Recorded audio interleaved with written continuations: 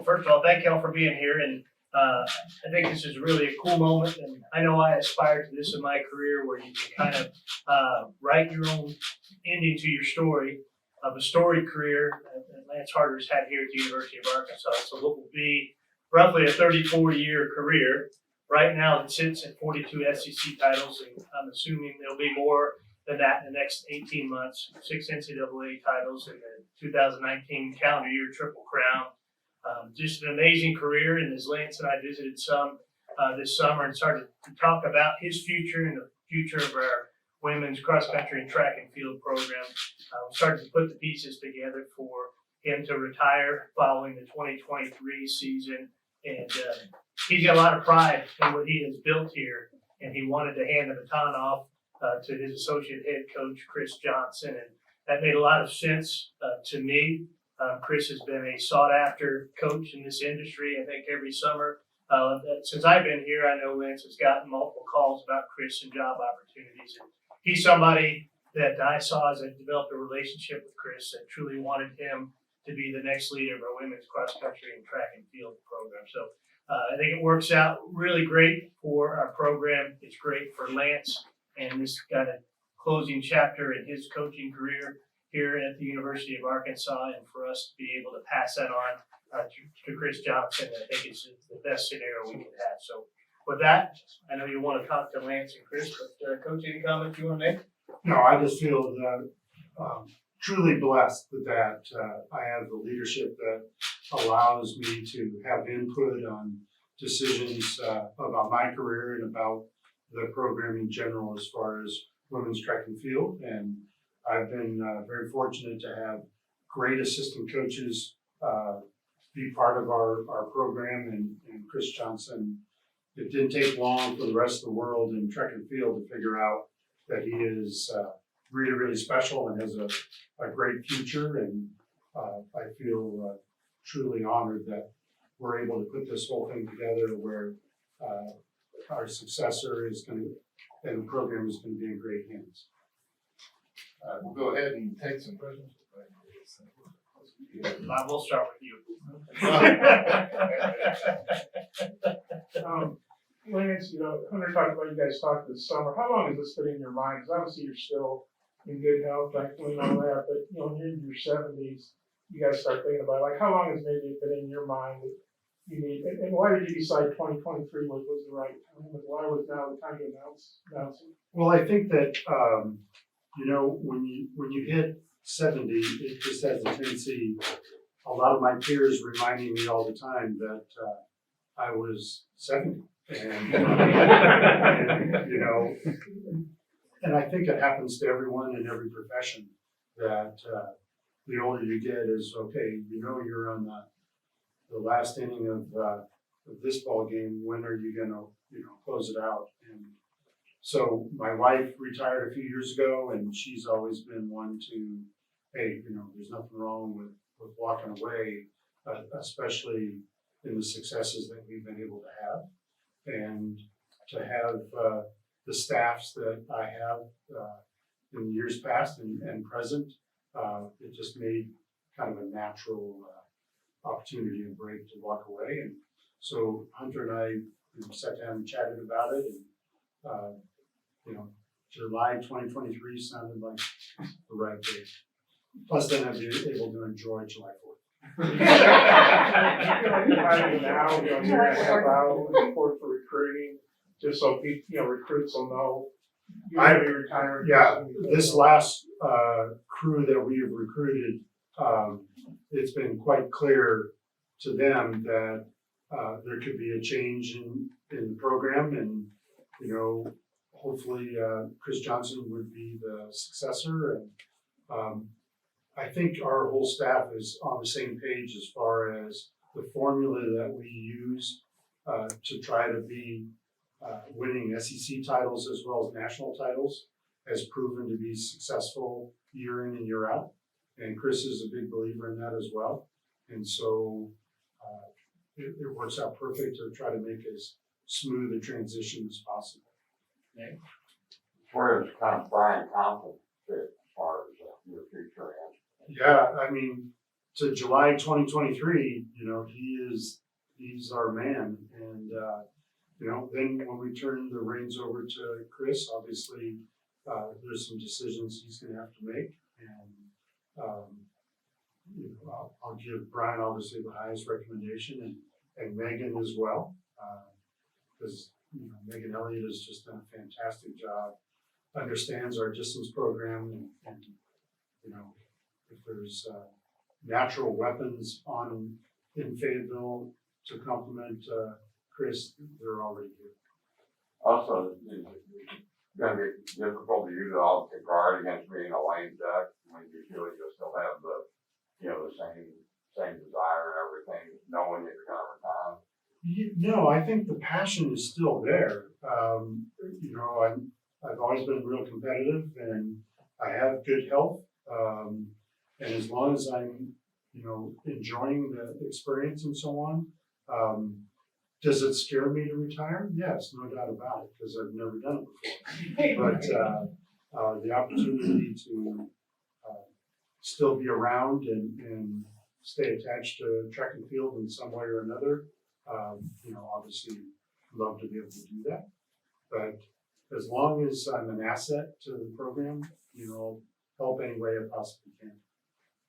Yeah, Lance, how many times in recent years has Chris come in and said, hey, so-and-so called me, they want to interview me for this head coaching job, or that head coaching job, or maybe another top assistant job? And was there a point where you said, look, I'm not going to coach forever, you can stay patient, you're going to be the guy? What was the Yeah, I mean, the number is, I never calculated, but it was in the dozens. Every major job that, came about, I mean, Chris was always on the short list.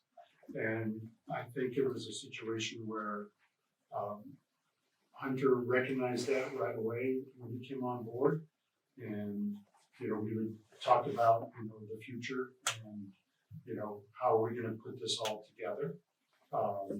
And obviously, probably the big question mark was when I would walk away.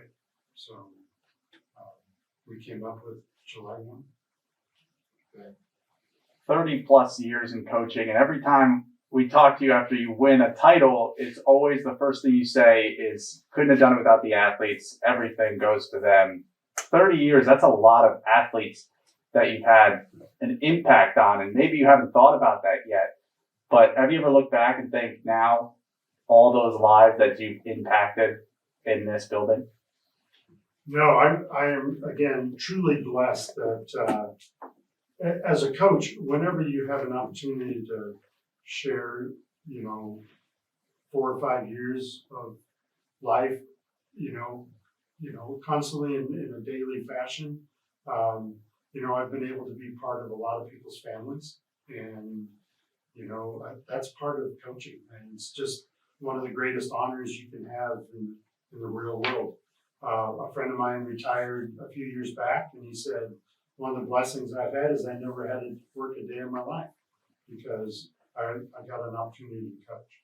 So, I've had great friends in the coaching ranks and been truly blessed that Coach Bucknam was so wonderful to work with, and prior to that, Coach Mack, which was, a daily, we ran every lunchtime together, and it was like a clinic every day about how to get, better and stronger and faster, and the tricks of the trade, and hopefully we've shared those, the ones that I've been able to pass on to our athletes as well as our coaching staff. Wes, what do you say about Chris's impact on the program? Why do you feel like he's the guy that replace you? When Lonnie Green had been with me for 17 years, had the opportunity to take the job at Purdue and eventually ended up at University of Kentucky, I counseled with him and said, okay, if you're gonna leave, who's the guy I go after? And he said, you go after Chris Johnson. And I said, yeah, that was the first name that I thought of as well. I actually thought of his wife, Gigi. She was always my favorite. So I went to the athletic director and said, hey, there's one guy that we need to go after. And he asked 2 questions. He said, will that make you have the opportunity to win national championships? And I said, yes. And he said, is it gonna be expensive? And I said, yes. And so, we were able to, put that together and the rest is history. 6 national titles since then. I owe Coach Green a lot, because there was no other name to consider. Just back when Dad hired you, did you ever envision retiring under these circumstances? Championships along it?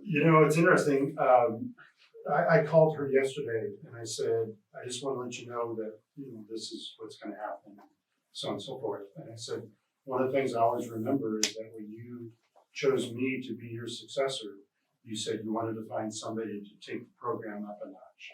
And I felt when we were able to put this whole thing together with Chris, that I'm doing the same thing, that we're going to be able to, go up another notch. Hey, Lance, was it in the summer, like Hunter said, you guys talked with you, said, okay, 2023 outdoors, that will be it, or when did you reach this decision, for sure that this was it? Yeah, I think it was during the summer that we sat down and kind of, came to some conclusion that was a natural break in the process. And, July 1, 2023 sounded right. All due respect to Chris, do you think there's a lot of celebrating going on around SEC this right now? I've had a few phone calls. Yes. Yes, in fact, they're usually pretty polite about it. They say, hey, I'm really happy for you. I wish you the best, and so on and so forth. You deserve it, da da da. And man, I'm so glad that your kids will all get on the portal tomorrow. So hopefully that won't be a factor. But there's a lot of kidding and there's a lot of appreciation of what went on, because I always wanted to represent the university with honesty and integrity, and I think we represented that with our men's and women's coaching staffs, and I think we're highly celebrated across the nation. But there will be no tears that I'm stepping down, I don't think.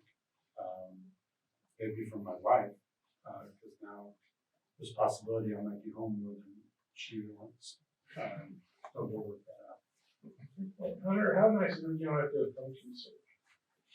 It feels great, for sure. And, it's disappointed that, those coaches kind of ribbed him about him stepping down and opening the door for the win championships. I think this transition and as seamless as I believe it will be with Coach Harter passing off the baton to Coach Johnson, I don't think we're going to miss a beat. And that's no disrespect to him. He's built an unbelievable program, but he's also helped Chris grow into this opportunity to be a head coach. I think Chris will grab this opportunity and he's going to continue to, as coach said, take this program even to the next notch, if that's even possible for our women's track and field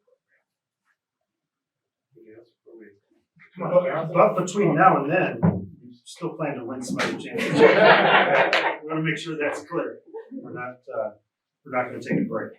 Coach Johnson, just why don't you give us some opening comments and then we'll continue with that. Well, first and foremost, I'd like to thank Hunter Yurichek, Terry Prentice, and my wife, and last but not least, Coach.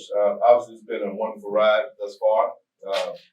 I couldn't be here without the people that put things into place and understanding all the hard work and the effort that the athletes put in. It's one thing that I've learned from Coach is to get the athletes to buy in to the program, what we're doing, have a clear understanding of what's going on. And once that happens, then good things happen. So one of the lessons I learned is coming into putting myself in this position and getting the opportunity to be in this position is leadership. So as I talked to some people in the media yesterday, the mission is the same. The change of guards, if you will, the leadership changes, and that's going to help us to move forward.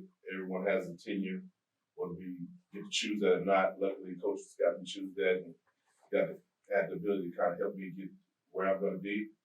But I'm looking forward to it. I'm excited about it. This is track and field at its best in the SEC at Arkansas. What more can you ask for?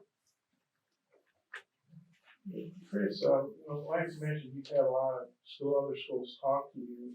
How many would you estimate you took seriously, and how close have you come to maybe taking another head coach job somewhere, another top assistant job? Well, I like to think that I take every opportunity with some sincerity. Obviously, I don't want them to waste my time, and I don't waste their time. So there was 2 jobs that I probably considered real serious, but all of the ones that I looked at, I was interested in, at least willing to talk to them and see what they had to say. And then what was the factor that kept you here?